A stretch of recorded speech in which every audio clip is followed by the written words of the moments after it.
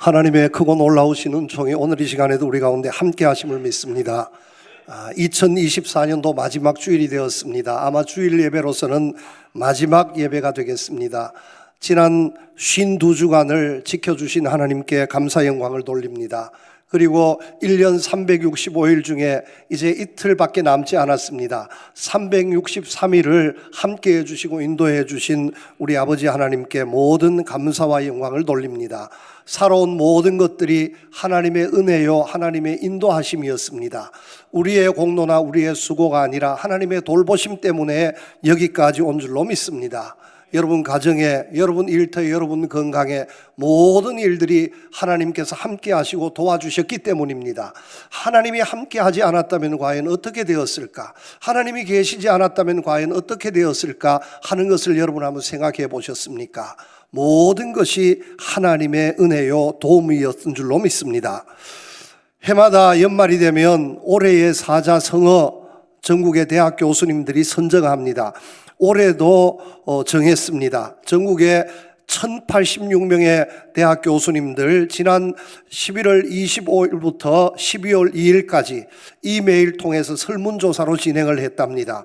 41.4% 1086명의 교수님 중에 450분이 선택을 했습니다. 도량발로라 하는 저도 처음 듣는 사자성어였습니다. 이 단어가 올해의 사자성어로 선정이 되었습니다. 그런데 참 신기한 것은 12월 2일에 마감을 했습니다. 12월 3일에 계엄이 선포되고 또 탄핵이 이어졌으니까 계엄과 탄핵 전에 모든 일이 이제 의견 수집이 끝난 그런 상태였습니다.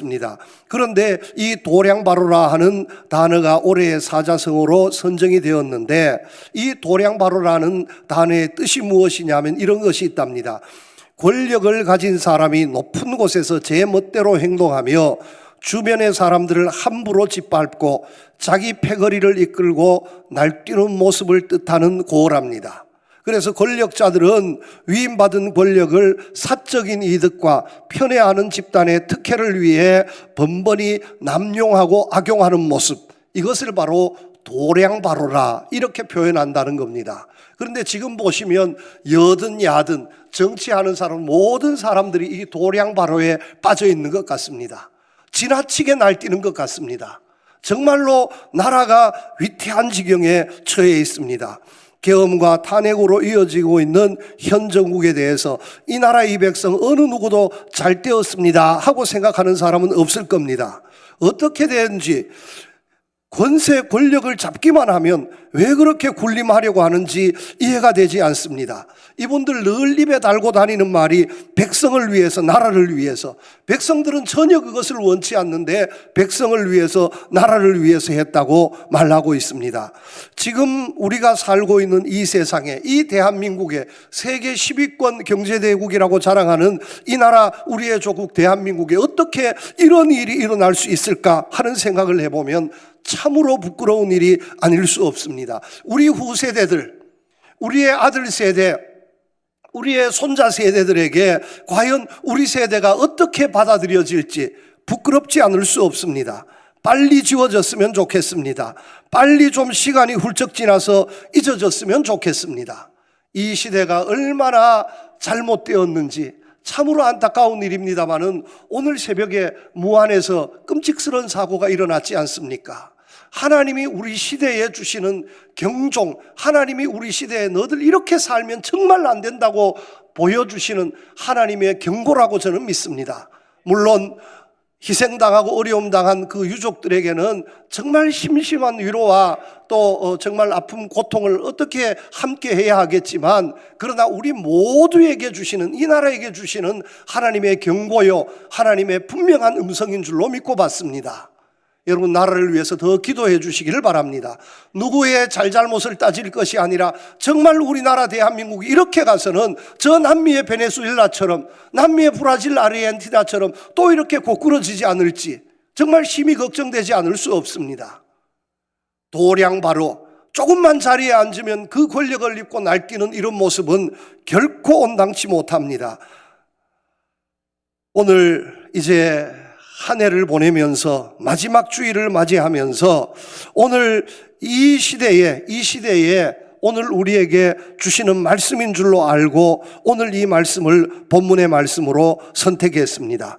옛사람과 옛 행위를 벗어버리고 새 사람을 입으라고 말씀하시고 있습니다. 사람들 가운데 가장 큰 문제가 있다면 벗어버려야 하는데 빨리 벗어버리지 못하는 겁니다. 벗어버려야 하는데 계속 입고 있는 겁니다. 봄이 되면 겨울 옷을 벗어버려야 봄을 느낄 수 있는데 봄이 되었음에도 벗어버리지 못하는 겁니다. 추위가 찾아오면 가을 옷을 벗어버리고 겨울에 따뜻한 옷을 입어야 하는데 아직도 가을인 줄 알고 이 얇은 옷을 벗어버리지 못하고 있는 겁니다. 벗어버리지 못하면 새로운 옷을 입을 수 없습니다. 잊어버려야 하는데 잊지 못합니다. 잊지 말아야 할 것은 잊어버리고 잊어야 할 것은 잊지 못하고 있는 것이 아닙니까? 여러분, 우리가 살다가 보면 조그마한 은혜라도 은혜는 잊지 말아야 됩니다. 하나님이 내게 주신 은혜든지 아니면 사람을 통해서 내가 받은 은혜든지 그 은혜를 잊어버리면 안 되는 겁니다. 그런데 너무나 쉽게 은혜는 잊어버립니다. 그런데 원수 맺은 이런 일이 있다면 쉽게 잊어버려야 합니다. 그런데 별것 아닌 그 말 한마디를 일생 끼고 살면서 정말 가까운 사이에 원수처럼 되어지는 이런 일들을 우리가 얼마나 많이 보고 있습니까? 이것이 문제가 되어지는 겁니다.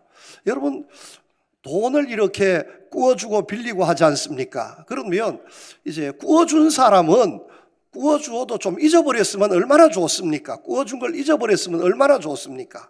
그런데 몇만원 꾸어준 것도 절대로 잊지 못합니다. 저도 잊지 못합니다. 30년, 40년 전에 친구에게 꾸어줬는데 아직도 받지 못한 것 제가 잊어버리지 못하고 있습니다. 잊어버리지 못해요. 그런데 내가 빌린 것 있잖아요. 내가 꾼 것은 어떻게 그렇게 쉽게 잊어버리는지. 옛날 얘기를 하면 내가 갚은 것 아니냐고, 내가 언제 꾸었냐고 너무 쉽게 잊어버립니다. 잊어버려야 할 것은 잊지 못하고 잊지 말아야 할 것은 너무나 쉽게 잊어버리고 있다는 겁니다. 한 해를 보내는 이 시간에 여러분 한번 생각해 보십시다. 지난 한 해 잊어버려야 할 것 있으면 빨리 잊어버리시기를 축복합니다. 지난 한 해를 살면서 부끄러운 일, 벗어버려야 할 일, 이런 일들이 있다면 빨리 훌훌 털어버리고 벗어버릴 수 있기를 축복합니다. 새술은 새 부대에 담아야 한다고 말씀하고 있습니다. 새로운 시대에 합당한 모습으로 이제 2024년도도 거의 지나갔습니다. 이틀만, 두 밤만 자면 2024년도도 이제 과거 옛날이 되어집니다. 새로운 시대에 합당한 우리에게 새해를 허락해 주신 하나님 얼마나 감사합니까? 2025년도에 합당한 모습으로 옛 사람의 모습, 옛 행위를 벗어버리고 새로운 것을 힘입을 수 있는 여러분들 되시기를 우리 주님의 이름으로 축복합니다. 여기에서 우리가 한 가지 꼭 생각해야 할 것이 있습니다. 하나님의 말씀을 보면 옛사람과 옛 행위를 벗어버리라고 말씀하고 있습니다. 그러면서 새 사람을 입으라고 말씀합니다. 그런데 우리가 옛사람과 옛 행위, 이것을 옛날과 동일시해서는 안 된다는 겁니다. 옛날 것을 무조건 다 잊어버리라, 이것은 잘못된 생각입니다. 옛날 가운데서도 잊지 말아야 할 옛날이 있습니다. 여러분, 옛날 가운데서도 보면 옛날은 무조건 나쁜 것이 아닙니다. 자랑스러운 옛날도 있습니다. 정말 뿌듯하고 보람 있는 옛날들 얼마나 많이 있습니까? 과거에 옛날에 이루어진 일들 가운데 정말 내 인생의 사건들, 두고두고 자랑스럽고 두고두고 행복한 사건들, 이런 것들은 잊지 말아야 합니다. 간직해야 합니다. 잊지 말아야 할 옛날은 있습니다. 그런데 옛사람, 옛 행위는 다릅니다. 옛날은 좋은 것이 있을지 몰라도 옛 행위, 옛사람은 무조건 나쁜 것입니다. 부끄러운 것입니다. 잘못된 것, 옳지 못한 것입니다. 새로운 시대에 내일에 절대로 합당하지 못한 우리가 벗어버리고 청산해야 할 모습이 바로 옛사람이요 옛행이라는 말씀입니다. 이것을 가지고 있다면 우리가 절대로 앞으로 나아갈 수 없습니다. 새로운 것이 있어도 내가 담을 수 없고요, 하나님의 은혜가 있어도 받을 수 없고, 하나님의 축복의 역사가 열려져도 옛사람 옛행위로는 절대로 그것을 받을 수 없다는 말씀입니다. 여러분 한번 생각해 보십시다. 좋은 양복이 있습니다. 좋은 넥타이 있고 좋은 양복이 있는데, 이 좋은 넥타이, 좋은 양복을 입으려면 어떠해야 합니까? 상투 틀고 갓 쓰고 좋은 양복 입으면 여러분 어떻게 되겠습니까? 세상에 그거보다 더 꼴불견이 어디 있겠습니까? 상투 틀고 갓을 쓰려면 한복을 입어야 됩니다. 그런데 정말로 좋은 양복을 입자면 상투 잘라야 합니다. 갓을 벗어버려야 합니다. 그리고서 가르마를 쫙 타고 입으면 정말 신사가 되고 멋쟁이가 되는데, 여러분 그렇지 못하고 이 양복을 입으면 정말로 부끄러움의 대상이 되는 겁니다. 옛날에 우리 어머니들 많이 그랬습니다. 머리 길게 따가지고 비녀 꼽고 양장 입는 거예요. 멋진 양장점에 가서 옷을 쫙 맞춰 입었는데, 머리도 그럼 미용실에 가서 싹둑 잘라서 파마를 하든지 커트를 하든지 해야 하는데, 그냥 비녀 탁 찌르고 아무리 좋은 양장의 모피 코트를 입어 보십시오. 폼이 나지 않습니다. 벗어버리고 청산해야 할 것은 벗어버려야 하는 겁니다. 바로 그겁니다. 우리가 하나님의 은혜로 나아가기 위해서, 하나님의 축복으로 나아가기 위해서 벗어버려야 할, 청산해야 할 옛사람, 옛행위의 모습이 있다면 그것이 무엇이겠습니까? 오늘 말씀은 우리에게 교훈해 주고 있습니다. 첫 번째 교훈입니다. 잘못된 본능을 따라서 살아왔던 삶을 청산해야 합니다. 그러므로 땅에 있는 지체를 죽이라. 곧 음란과 부정과 사욕과 악한 정욕과 탐심이니 탐심은 곧 우상숭배니라 하고 말씀하고 있습니다. 땅에 남겨두지 말고 완전히 발본색은 뽑아버려야 한다고 말씀하고 있습니다. 반드시 청산해야 할 것이 있는데 그것이 무엇이냐? 땅에 있는 지체라 하는 말씀입니다.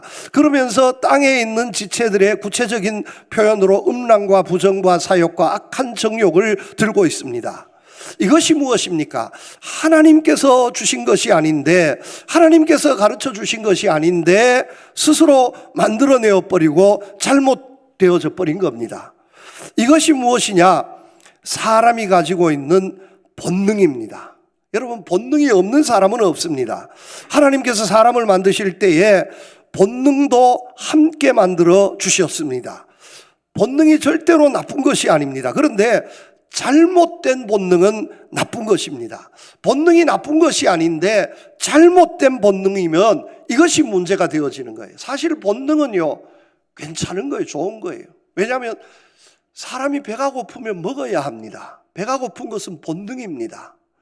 먹어야 힘을 내고 일할 수 있습니다. 해가 떨어지고 저녁이 되면 잠이 옵니다. 그러면 잠을 자고 싶은 것도 본능입니다. 그러면 이 본능대로 따라서 잠을 자야 새날이 되면 또 힘을 얻어서 열심히 일할 수 있게 되어지는 겁니다. 여러분, 물을 마시고 싶습니다. 물을 마시지 않으면 목이 말라서 물을 마시고 싶으면 물을 마셔야 됩니다. 이것이 본능입니다. 그러면 물을 마시면 시원해지고 또 힘을 얻습니다. 이 본능입니다. 그런데 만약에 하루 이틀 3일을 굶어도 배가 고프지 않아요. 하루에 물을 한 컵도 마시지 않았는데 목이 마르지 않습니다. 이 사람은 문제가 있습니다. 빨리 병원에 가보셔야 됩니다. 건강에 적신호가 분명히 있는 겁니다. 때가 되면 배가 고프고, 때가 되면 자고 싶어지고, 때가 되면 먹고 싶어지고, 젊은 청춘이 나이가 들면 사랑이 싹트고 결혼하고 싶어지고, 가정을 이루고 싶어지고, 아기도 낳고 싶어지고, 이것은 본능입니다. 하나님이 주신 축복이요 은혜인 줄로 믿습니다. 그런데 문제는 이것입니다. 문제는 하나님께서 사람을 만드실 때에 본능을 주셨는데 이 본능을 하나님의 은혜의 축복의 도구로 사용해야지 이것을 잘못 사용해 버리는 겁니다. 본능대로만 사는 거예요. 이 본능을 하나님의 은혜와 축복의 도구로 사용해야 하는데 하나님의 은혜 축복은 없고 본능만 있는 겁니다. 그래서 하나님께 뿌리를 두고 이 본능을 사용해야 하는데 하나님 없이 이 본능을 땅에 뿌리를 박아버린 겁니다. 땅에 뿌리를 박아버린 거예요. 욕심이 앞서가지고 막 모든 것을 다 가지고 싶어지고, 여러분 이것이 문제가 되어지는 겁니다. 이것이 오늘 말씀에 사람이 버려야 할 대표적인 이 땅에 있는 지체, 땅에 뿌리를 박아두고 있는 버려야 할 대표적인 본능으로 음란을 들고 있습니다. 사람에게 있어서 가장 강한 본능이 있다면 성본능이라고 저는 생각합니다. 성본능이 없는 사람은 없습니다. 이 본능은 하나님이 주신 은혜요 축복입니다. 성본능 자체가 절대로 악한 것이 아니지 않습니까? 하나님 보시기에 정말로 좋은 창조적인 본능입니다. 이 본능이 있기 때문에 가정을 이룰 수 있고 새 생명이 탄생되고 역사가 이어져 나가는 겁니다. 그런데 이 본능이 왜곡되어지면 인격이 파괴되고 공동체가 파괴되고 사회에 혼란을 가져오는 겁니다. 오늘 바울이 말씀하고 있는 이 음란과 부정은 바로 왜곡된 성본능이 가져온 문화를 말합니다. 성을 단순히 쾌락의 도구로 본능에 사로잡혀서 자기의 성본능에만 충실하고자 이렇게 살아가는 이 사람이 있다면 이것을 벗어버려야 한다 하는 말씀입니다. 여러분, 예쁜 사람, 멋진 사람이 있다면 야, 예쁘다, 멋지다, 여기 생각까지는 좋습니다. 여기에서 더 나가면 안 된다는 겁니다. 이 본능이 충동이 되어가지고요, 그냥 길 가는 예쁜 사람인데 그냥 달려들어서 와락기 안았다 이렇게 생각하면 이것은 범죄가 되어지는 겁니다. 그런데 오늘 이 시대가 지금 그렇게 가고 있다는 겁니다. 10년, 20년 전에 우리나라에 아직도 그 흥행 기록이 깨어지지 않습니다. 연극 중에 최고의 흥행을 올렸던 신기록 연극이 있습니다. 교수와 여제자. 20대의 젊은 여배우가 홀라당 벗고 전라로 등장해서 연기하는 거예요. 교수님과 여제자의 불륜을 다루고 있는 영화입니다. 연극입니다. 그런데 실제 여배우가 눈앞에서 전라로 홀라당 벗고 나온다니까 거기에 여자분들은 관객이 하나도 없고 전부 남자들이 40대, 50대, 60대 젊은 아저씨들이 전부 관객으로 200명, 300명 숨을 죽이고 쳐다보는 거예요. 그런데 그 연극을 보다가 잡혀간 사람이 많았다는 거예요. 2번, 3번 연극하면 한두 명은 잡혀간다는 거예요. 왜냐하면 그 여배우가 막 연기를 하니까 자기가 주인공도 아닌데 연극 무대에 뛰어 올라가지고 여배우를 막 껴안고 막 키스하고 이러다가 경찰이 와서 붙잡아가고. 그런데 붙잡혀간 사람들 보니까 멀쩡한 사람이에요. 공직에 있는 사람, 교수님, 의사, 멀쩡한 사람들이 붙잡혀가는 겁니다. 본능의 충동에 사로잡혀 버린 겁니다. 여러분, 이것을 절제할 수 있어야 됩니다. 하나님께서는 우리에게 이 본능을 이길 수 있도록 우리에게 이성을 주셨습니다.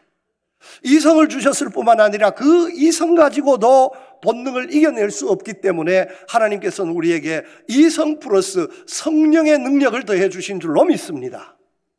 주의 성령을 통해서 우리의 본능을 억제하고 우리가 본능을 따라 사는 것이 아니라 은혜를 바라보며 살아가는 사람으로 하나님께서 인도해 주시기를 원하신다는 말씀입니다. 여러분, 소돔과 고모라가 왜 망했습니까? 소돔과 고모라가 망한 이유는 음란했기 때문입니다. 성본능에 충실한 그 지방, 그 시대가 되어버렸기에 그것을 극복할 수 있는 의인 10명이 없어서 소돔과 고모라는 망해버리고 말았습니다. 여러분, 오늘 우리가 그런 모습을 닮아가고 있지 않습니까? 본능을 억제해야 합니다. 우리는 본능을 억제하면서 하나님이 내게 주신 믿음을 가지고 성령 충만해서 또 하나님이 내게 주신 이성과 합리적인 생각을 가지고 살아갈 수 있는 우리 교회와 성도님들, 이 시대가 될 수 있기를 우리 주님의 이름으로 축복합니다. 두 번째입니다. 우리가 벗어버려야 할 옛사람의 모습이 있다면 바로 욕심입니다. 사욕과 악한 정욕과 탐심이니 탐심은 곧 우상숭배라고 말씀하고 있습니다. 우리가 버려야 할 두 번째 옛사람의 모습이 바로 욕심입니다. 여러분, 욕심을 버려야 합니다.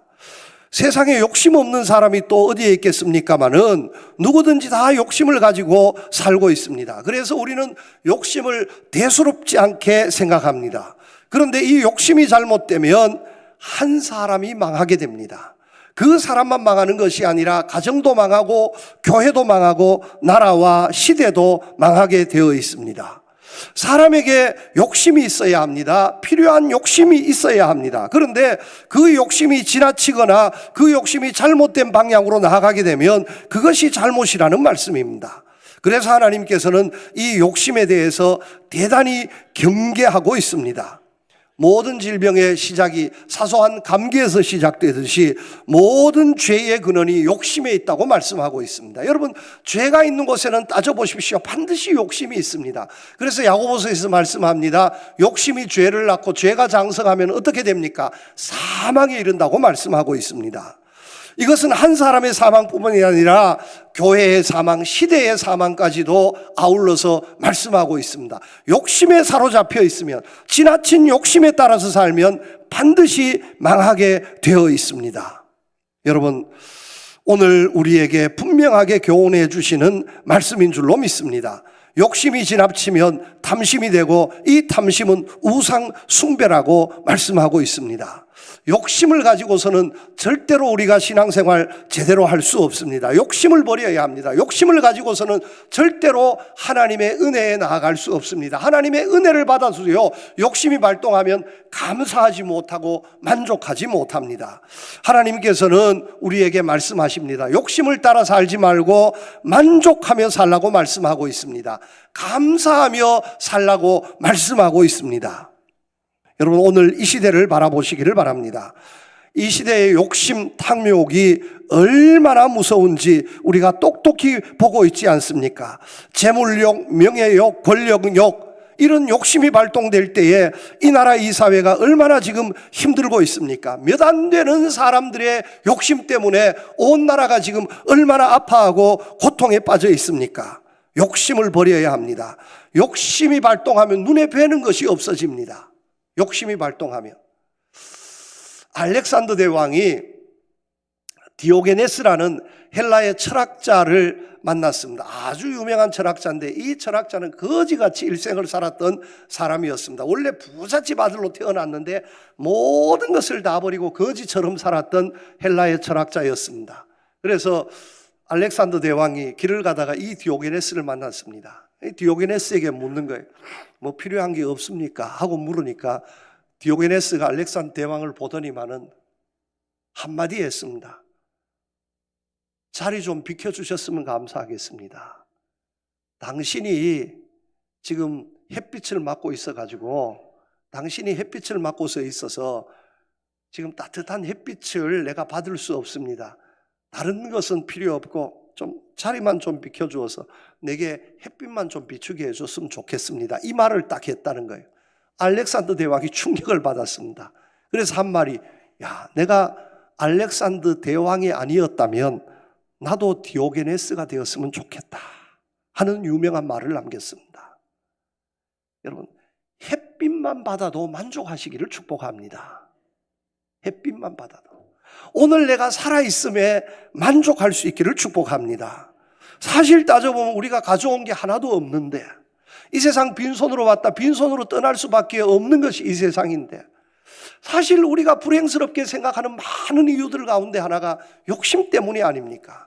욕심만 내려놓으면 뭐 세상이 어찌 되었든지 늘 기쁘게 감사하게 살 수 있는데, 그 욕심 때문에 내가 누려야 할 모든 감사와 기쁨과 행복을 다 잊어버리지 않습니까?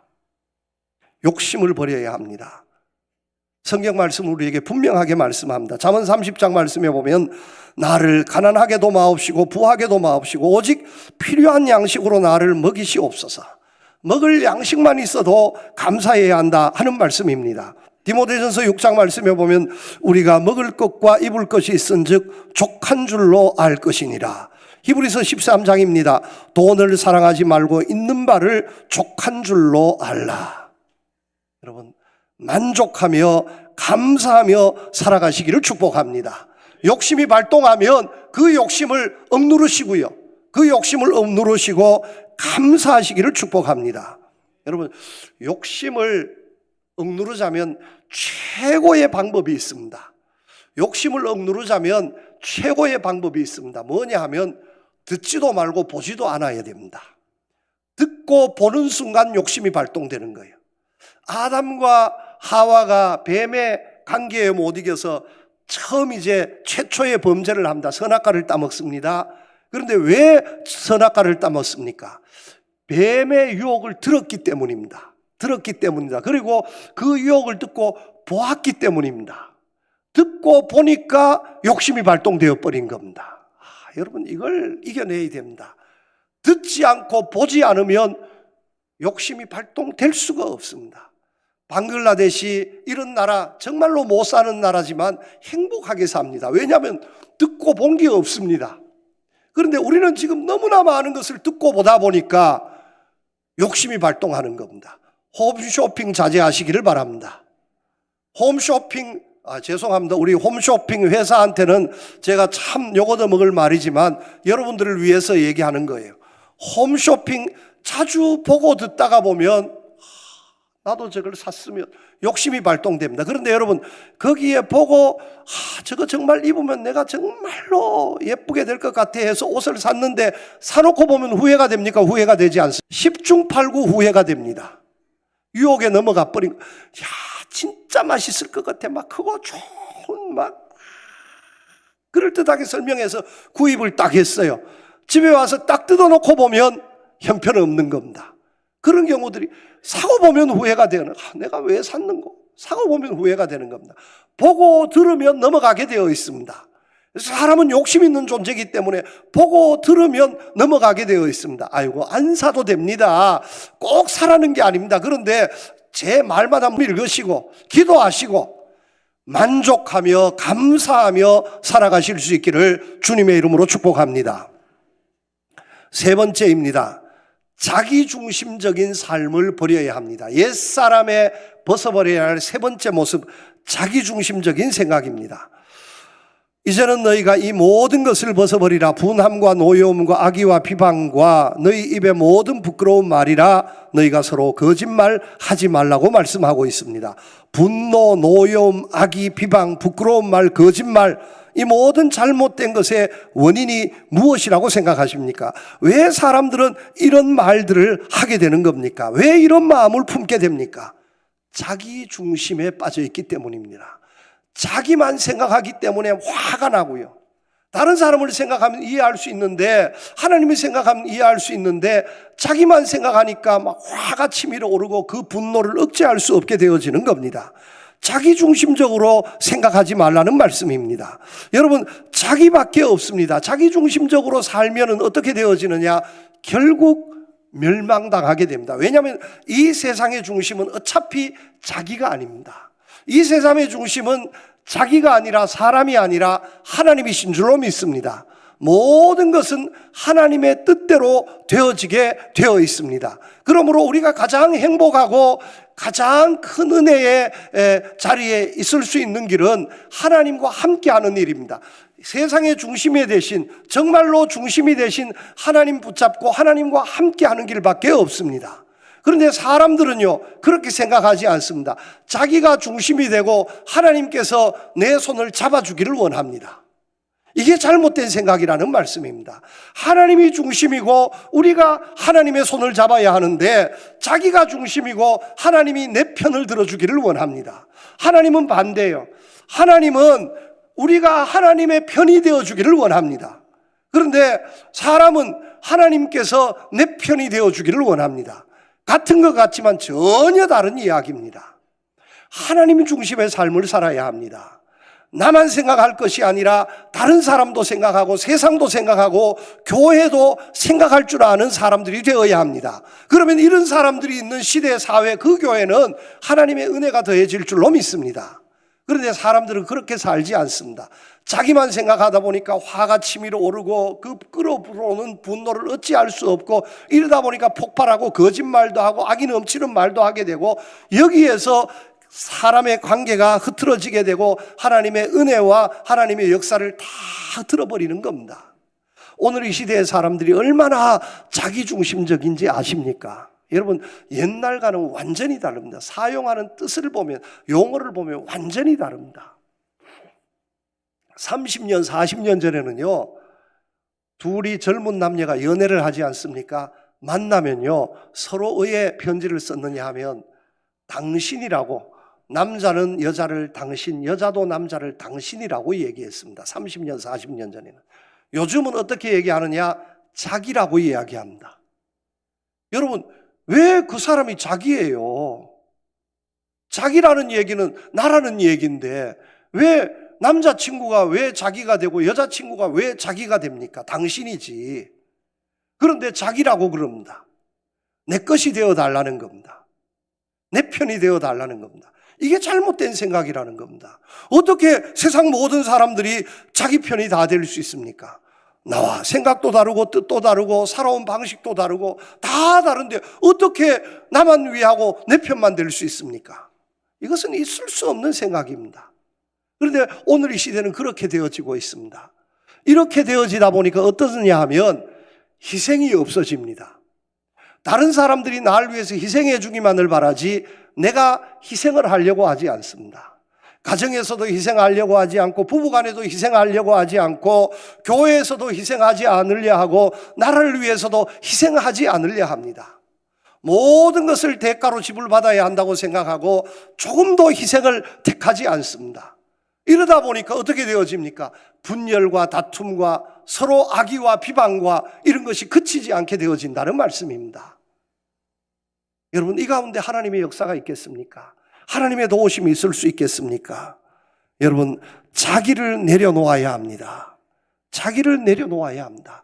자기를 내려놓고 하나님을 생각할 줄 알아야 합니다. 제가 한 번은 한 20년 전에 이런 일이 있었습니다. 시골에서 목회할 때인데 아주 그 성질 급한 집사님이 한 분 계셨습니다. 그런데 이분은요, 자기 눈앞에 자기가 보면 이해하지 못할 일이 있으면 당장 그냥 소리부터 치고 보는 분입니다. 어느 날 우연치 않게 이제 이분이 운전하는 차를 타고 가게 되었는데, 아니 그런 일이 없었으면 좋겠는데 그 눈앞에 막 오토바이 한 대가 갑자기 막 뛰어들고 지나가는 겁니다. 창문을 열더니만은 막 소리 지르는 겁니다. 이 새끼 저 새끼 하면서 막 소리를 지르는 겁니다. 그러더니만 성질도 안 내고 보니까 옆에 목사가 타고 있는 거예요. 아이고 목사님, 제가 목사님 체면도 좀 생각해 줘야 되는데 죄송합니다. 그래서 제가 순간적으로 제가 부딪혀 오는 거예요. 야, 나도 하나님 체면 좀 채워줘야 되는데, 우리 교회도 좀 하나님 체면 좀 생각해 줘야 되는데, 과연 우리가 살면서 내가 나만 생각하며 살지 않았나?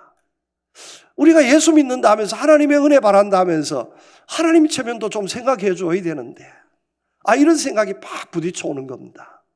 여러분 한번 지난 한 해를 돌아보시기를 바랍니다. 하나님 체면 얼마나 여러분 좀 생각하셨습니까? 이제 만약에 하나님 체면 세워주지 못했다면 새해에는 하나님 체면 좀 세워줄 수 있는 우리 교회와 성도님들 되시기를 축복합니다. 자기중심적인 생각 내려놓으시고 하나님 생각하고 교회 생각 먼저 해서 하나님께 영광 돌릴 줄 아는 우리 교회가 될 때에 하나님의 귀한 역사가, 하나님의 축복의 역사가 이제 2024년도도 며칠 남지 않았습니다. 물러가게 되고 새로운 축복의 한 해가 우리 가운데 있게 될 줄로 믿습니다. 옛사람과 옛 행위를 벗어버리고 새로운 은혜로 나아가게 부족함이 없는 우리 교회와 우리 성도님들 되시기를 우리 주님 이름으로 축복합니다. 하나님 아버지 감사합니다. 지난 한 해를 돌아보니 모든 것이 하나님의 은혜였습니다. 그런데 우리는 우리의 어려움, 우리의 고통, 우리의 아픔, 우리의 사정만 생각했던 것 같습니다. 부끄러운 우리의 모습을 내려놓습니다. 하나님 저희들 불쌍히 여겨주시고 오늘 이 시간 말씀 앞에서 다짐합니다. 옛사람과 옛 행위를 다 벗어버리겠습니다. 하나님의 은혜에 합당한 새로운 시대에 합당한 모습으로 거듭나서 하나님의 더 풍성한 은혜와 축복의 통로로 세워져가는 우리 교회와 우리 성도들 되게 하여 주시옵소서. 예수님 이름으로 기도드립니다. 아멘.